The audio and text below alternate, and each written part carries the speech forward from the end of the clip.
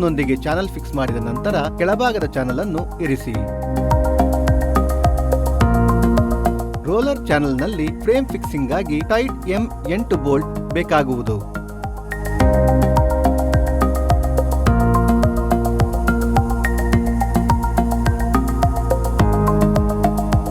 Liver strip ಅನ್ನು roller ಚಾನಲ್ನೊಂದಿಗೆ ಖಚಿತವಾಗಿ ಫಿಕ್ಸ್ ಮಾಡಿ.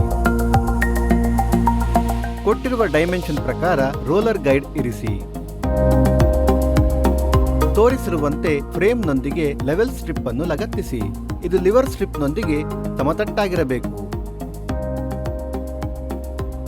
ತೋರಿಸಿರುವಂತೆ ಫ್ರೇಮ್ನೊಂದಿಗೆ ಲಿವರ್ ಸ್ಟ್ರಿಪ್ ಅನ್ನು ಫಿಕ್ಸ್ ಮಾಡಿ.